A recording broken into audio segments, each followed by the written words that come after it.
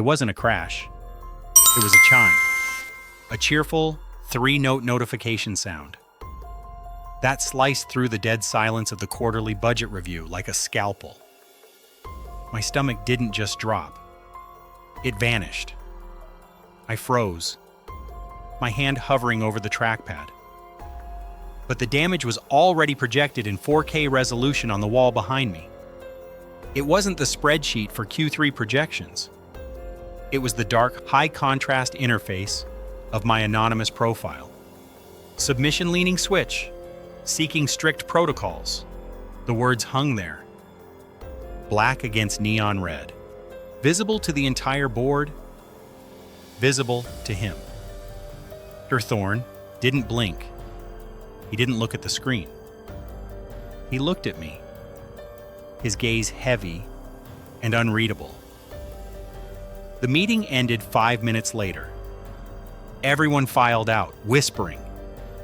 I reached for my bag, my fingers numb. "Not you," he said. His voice was quiet, terrifying. Close, the door. 10 years of risk mitigation. 10 years of perfect suits and clipped sentences. All of it undone by one lazy toggle switch at 2 a.m. I didn't just forget to disconnect the personal cloud sync. I invited my secret life into the boardroom. The two worlds I'd kept separated with architectural precision had just collided outside his office. The air felt too thin. My shirt collar was suddenly a chokehold. I tried to formulate a defense. Virus? Hacked? But the image of the birthmark on my hip flashed in my mind, shutting down every lie before it reached my tongue. My career was dead. The only question was how loud the funeral would be. I stared at the mahogany grain of his door, trying to summon the professional indignation I knew I should feel. I should be furious. I should be calling a lawyer. But beneath the panic, a traitorous, quiet part of me wasn't planning a defense. It was waiting for a command. The heavy oak door clicked. His assistant nodded once. "He's ready for you now." I straightened my tie, though my fingers were trembling. I took a breath, pushed down the nausea, and walked in. Mr. Thorne sat behind his desk, hands clasped over a leather folder. My laptop sat closed on the mahogany surface. He didn't gesture for me to sit. He didn't speak. He just watched me close the door, his eyes tracking the movement with absolute stillness. I stood there, waiting for the explosion, waiting for the termination paperwork. But when he finally spoke, his voice was terrifyingly level, lower than usual. "User ID.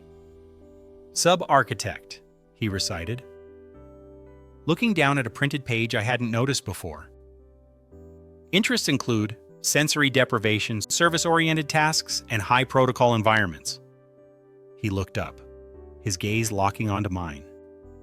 "You describe a need for strict behavioral correction." My face burned. Hearing those words I had typed in the dark, spoken aloud in this glass-walled corner office, it felt like a physical violation. My instincts screamed at me to shut this down. "This is inappropriate. This is a lawsuit." I opened my mouth to project the icy corporate detachment I was famous for. "Mr. Thorne, this is a private matter, and I don't see how—" But the words died. I wanted to look away, to storm out, to reclaim some shred of dignity. But my feet felt nailed to the floor. Something in his tone held me there. He wasn't mocking me. He sounded like he was reading a spec sheet for a piece of machinery. "And here," he continued, his finger tracing a line on the paper, "under hard limits, you listed public humiliation." He paused. The silence stretched, heavy, suffocating. I focused on a smudge on the glass wall, desperate to be anywhere else. My mind was screaming at me to leave. "He's reading your soul," a voice in my head whispered. "Run." But I couldn't move. I was paralyzed by the sheer audacity of it. "Do you see the contradiction?" he asked softly. I tried to speak, but my throat was dry. I wanted to defend myself, to explain the difference between fantasy and reality. But the words felt childish before I even spoke them. "Sir, You list public humiliation as a hard limit," he interrupted, his voice sharpening.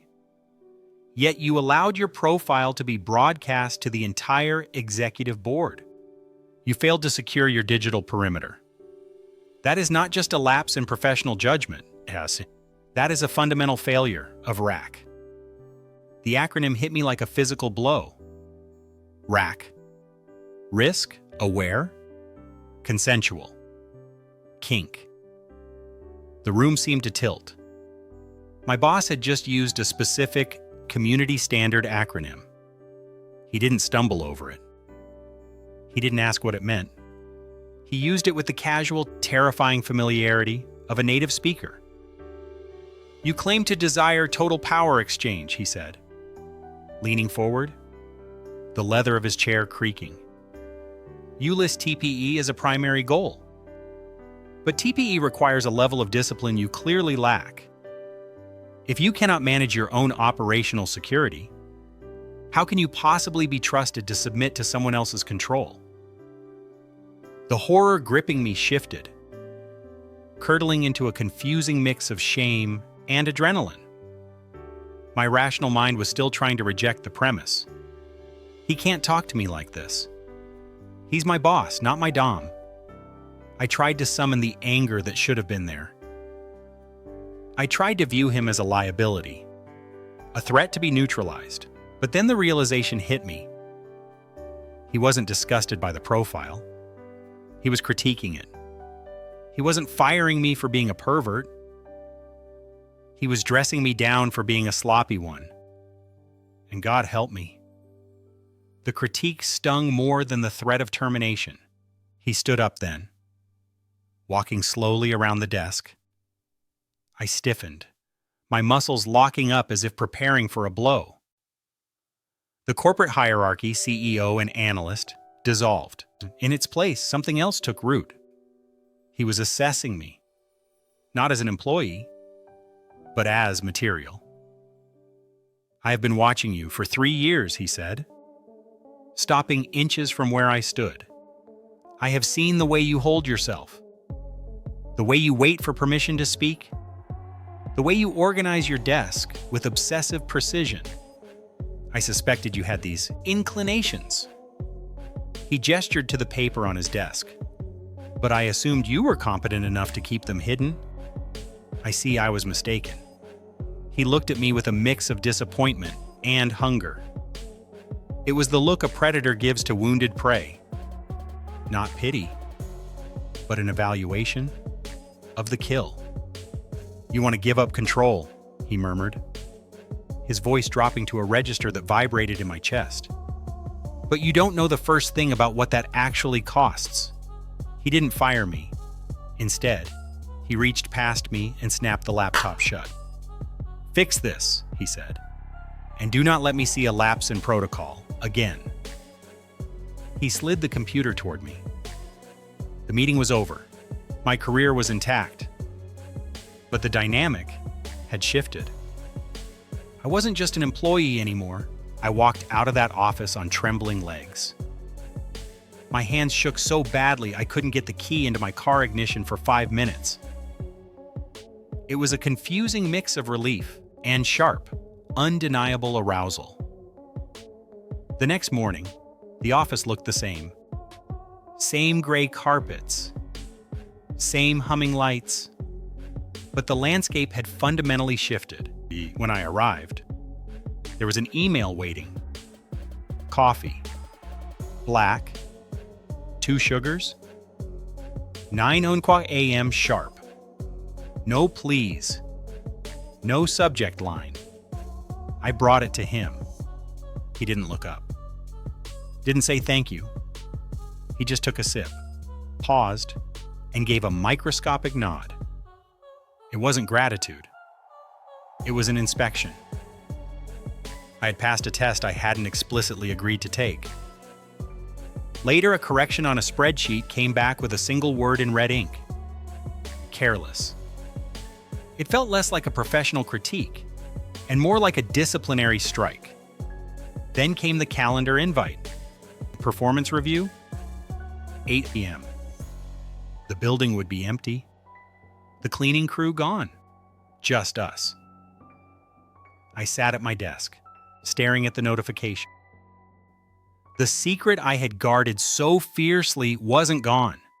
It had been weaponized. I tried to fight it. For the first week, I told myself I was gathering evidence. I told myself I was just playing along to keep my job until I found a headhunter. I drafted a new resume. I looked up employment lawyers. I sat in my car at lunch, gripping the steering wheel until my knuckles turned white, telling myself that I was a victim of a power imbalance, that this was wrong, that I needed to get out before he destroyed me. I rehearsed the confrontation speeches. This stops now. I'm reporting you. But every time I opened LinkedIn, the screen blurred. I couldn't send the applications. Because here is the terrifying truth. I didn't want to run. My resistance was flimsy. A paper shield against a hurricane. Every time he walked past my cubicle, I felt the weight of his gaze, assessing my posture, my output, my obedience. And instead of revulsion, I felt a spark. The thrill of being owned bled into every billable hour. I was no longer just managing assets. I was an asset. The danger wasn't a bug. It was the feature. I had spent years fantasizing about giving up control. I just never realized the handover would happen under fluorescent lights. With a 401k match attached, across the open floor plan, our eyes met. He didn't smile. He just tapped his watch. The paralyzing fear of discovery has evaporated, replaced by the intoxicating terror of anticipation. I used to think my kink was a liability, a weakness I had to hide to survive in this cutthroat environment. I was wrong. It's the only thing that makes this bearable. The office isn't a workplace anymore.